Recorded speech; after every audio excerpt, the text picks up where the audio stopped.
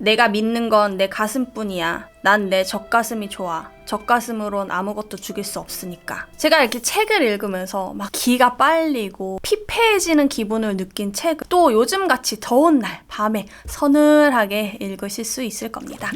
안녕하세요 여러분. 오늘은요 제가 좋아하는 소설책들을 몇 권 가져와 봤어요. 한번 펼치면 덮을 수 없는 아주 재밌는 책들을 소개해 드리도록 하겠습니다. 요즘 날씨가 참 더운데 이렇게 무더운 여름밤에 읽기 아주 좋은 소설들이에요. 첫 번째 홍학의 자리라는 책입니다. 이 책은요 한국 스릴러 대표 작가님이신 정혜연 작가님의 스릴러 소설입니다. 왜 안다는 것에 그렇게들 집착하는 걸까? 이 책은 정말 반전의 반전을 거듭하는 그런 책이에요. 진짜 꼭 한번 보시길 추천드립니다. 저는 정혜연 작가님의 책들 중에서 이 홍학의 자리를 제일 처음 접했는데요. 이 책을 보고 나서 정혜연 작가님의 다른 책들을 또 보고 싶다는 생각이 들었어요. 그래서 전부 다 읽어볼 예정입니다. 홍학의 자리는요, 살인사건이 일어나면서 이야기가 시작됩니다. 누가 죽였는지에 대한 궁금증을 필두로 이야기의 마지막까지 독자들을 붙잡고 놓아주지 않습니다. 이야기가 예상대로 흘러가지 않고요. 약간 이렇게 멱살 잡고 끌려가듯이 소설의 끝까지 책을 절대 놓을 수가 없어요. 처음에 말씀드렸듯이 반전이 끝까지 있습니다. 그래서 절대 마지막까지 긴장을 놓쳐서는 안 되는 그런 소설이에요.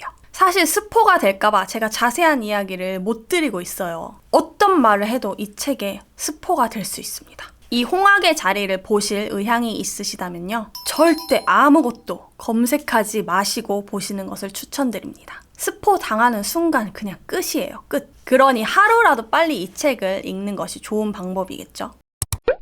두 번째 책은요. 채식주의자라는 책입니다. 내가 믿는 건 내 가슴뿐이야. 난 내 젖가슴이 좋아. 젖가슴으론 아무것도 죽일 수 없으니까. 왜 책에서 이런 가슴 이야기를 하는지 읽어보시면은 아마 그래서 이렇게 이야기를 했구나 라고 깨달으실 거예요. 채식주의자는요 한강 작가님의 책입니다. 한강 작가님은요 국내외에서 아주 유명하신 작가님이시죠. 이 책의 제목만 보면 사실 굉장히 평화롭고 온순함까지 느껴지는 그런 책입니다. 하지만 제목에 속지 마시라. 스릴러 장르는 아니지만 저에게는 스릴러만큼 큰 충격을 가져다준 책입니다. 어느 날부터 갑자기 고기를 먹지 않게 된 영혜의 이야기를 중심으로 전개가 되는 이 소설은요. 영혜의 남편, 영혜의 형부, 영혜의 친언니 이렇게 3명의 화자로 이야기가 나누어져 있는 연작 소설이에요. 이 책 역시 스포가 될 수 있어서 제가 또 자세하게 이야기를 못 드리는데 정말 보는 내내 불쾌감이 들었어요. 또 기괴하고 음울한 그런 내용의 소설입니다. 전체적인 분위기가 굉장히 어두워요. 하지만 이야기가 전개될수록 안타까움과 애잔함이 뒤섞인 그런 복합적인 감정들이 밀려왔습니다. 제가 이렇게 책을 읽으면서 막 기가 빨리고 피폐해지는 기분을 느낀 책은 진짜 이 채식주의자가 1등입니다. 좀 읽는데 좀 힘들었어요. 감정이. 저도 쌉티긴 하지만 감정이란 것을 느낄 수 있으니까요. 아무튼 예상을 벗어나는 전개들로 한번 펼치면 절대 덮을 수 없는 채식주의자 추천드리겠습니다. 세 번째는요. 종의 기원입니다. 악은 어떻게 존재하고 점화되는가? 운명은 제 할 일을 잇는 법이 없다. 올 것은 결국 오고 벌어질 일은 끝내 벌어진다. 이 책 정말 유명하죠. 아마 읽어보신 분들도 많이 계실 거예요. 정유정 작가님의 소설인데요. 정유정 작가님은 7년의 밤으로 되게 유명하신 분이시죠. 7년의 밤이라는 소설이 영화화되기도 했어요. 7년의 밤과 함께 28 그리고 이 종의 기원이 정유정 작가님의 악의 3부작으로 많이 알려져 있습니다. 종의 기원은요. 제가 본 스릴러 소설 중에 1등입니다. 제가 정말 좋아하는 소설이에요. 그리고 진짜 너무너무 흥미롭게 잘 봤어요. 이 책 역시 한번 펼치면 덮을 수가 없습니다. 오늘 소개해드린 책들이 다 그렇긴 하지만 특히나 이 종의 기원은 제가 너무 계속 보고 싶어서 놓치기가 너무 힘들어서 다른 일을 해야 할 때 이 책 읽어야 되는데 하면서 손을 이렇게 발발발 떨었던 기억이 있어요. 역시나 살인사건이 일어나고요. 중간에 범인이 누구인지 나옵니다. 그런데 범인이 나오는데도 내가 본 게 맞아? 이거 맞아? 하면서 계속해서 이야기 속으로 빨려 들어가게 돼요. 그리고 묘사가 정말 디테일합니다. 마치 내 눈앞에 그 상황이 펼쳐진 것처럼 그런 느낌을 받을 수가 있어요. 물론 피가 낭자하고 아주 잔인한 장면들도 있습니다. 이 책 역시 스포일러가 있기 때문에 자세한 이야기는 제가 조심하고 있지만 어렸을 때부터 지병을 알아서 약을 먹던 청년이 주인공이에요. 그 주인공이 점점 자신의 약에 대한 진실을 알게 되고 또 살인 사건을 마주하면서 그 범인이 누구인지 파헤쳐가는 과정에서 큰 깨달음을 얻습니다. 그러면서 하나씩 실마리를 풀어나가게 되는데요. 그 실마리를 풀어나가면서 내 안에 또 다른 내가 있다는 것을 깨닫게 돼요. 진짜 악이라는 게 무엇인지, 그 악이 탄생하는 과정이 어떤지를 보실 수가 있습니다. 이 소설은요, 범인이 누구인가에 초점이 맞춰져 있다기보다는요, 어떻게 그럴 수 있는가에 더 초점이 맞춰져 있어요.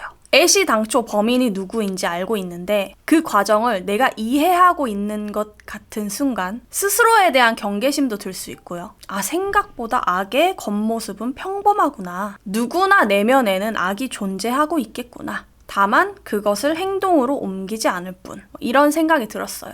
우리 주변에도 분명히 티가 나지 않게 이런 악들이 존재하고 있겠구나 라는 생각도 들었고요. 아, 제가 오늘 소개해드린 책 다 읽기 어렵다 하면 진짜 그냥 이거 딱 한 권이라도 먼저 읽어보세요. 정말 제가 좋아하는 소설이고 또 재밌게 읽으실 수 있을 거예요. 또 재미를 떠나서 어떻게 깊게 생각해보면은 우리 사회적 문제가 될 수도 있는 그런 소재거든요. 그런 거에 대해서 또 생각을 해볼 수 있는 기회가 될 것 같습니다. 네 번째 마지막 소설은요. 완전한 행복이라는 책입니다. 이 책도 정유정 작가님의 책이에요. 행복은 덧셈이 아니야. 행복은 뺄셈이야. 완전해질 때까지 불행의 가능성을 없애가는 거. 처음에 이 책 읽기 전에 이 문구를 보고 저는 어느 정도 공감을 하긴 했거든요. 하지만 이 공감을 하는 것 자체가 위험할 수 있습니다. 아무튼 이 책은 장르가 스릴러예요. 종의 기원보다는 조금 더 두꺼워요, 내용이. 여러분 고유정 사건 기억하시죠? 그 사건에서 모티브를 가져와서 쓰신 책이라고 합니다. 근데 모티브를 가져온 것이지 완전 그 내용을 똑같이 쓰신 건 아니에요. 사이코패스가 나르시즘이 강하다는 것은 다들 아실 거예요. 그 나르시즘의 끝판왕이 이 이야기 속에서 나옵니다. 종의 기원이 악인의 내면을 다룬 이야기라면 이 책은 조금 결이 다릅니다. 작가의 말씀을 빌리자면요. 한 인간이 타인의 행복에 어떻게 관여하는지, 타인의 삶을 어떤 식으로 파괴할 수 있는지 보여주고 싶었다라고 하셨습니다. 근데 이 책은 사실 호불호가 조금 있더라고요. 기존의 이제 정유정 작가님의 역대 책들에 비해서 조금 아쉽다 이러시는 분들도 계셨는데요. 저는 그래도 개인적으로 굉장히 흥미롭게 봤어요. 역시나 한번 펼치고 나서 덮기가 힘들었습니다. 아마 보시는 내내 서늘함을 느끼실 수 있을 거예요. 스릴러 좋아하신다면은 이 책 정말 추천드려요. 그리고 또 정유정 작가님 좋아하신다면은 또 한번 추천드립니다. 오늘은 이렇게 소설책 4권을 제가 한번 소개해드려 봤어요. 제가 정말 재밌게 본 소설들이니 꼭 한번 읽어보시길 추천드립니다. 또 요즘같이 더운 날 밤에 서늘하게 읽으실 수 있을 겁니다. 또 여러분은 어떤 스릴러 소설을 좋아하시는지, 꼭 장르가 스릴러가 아니더라도 어떤 소설을 좋아하시는지 댓글로 많이 남겨주세요. 저도 여러분이 추천해주시는 책을 읽어보고 또 영상으로 가져와 보도록 할게요. 저와 책 이야기 나누고 싶으시다면요. 저의 인스타 책 계정이 또 따로 있어요. 거기서 또 책 이야기 나누면서 소통하면 좋겠습니다. 저는 그럼 또 다음 영상으로 만나 뵐게요. 안녕.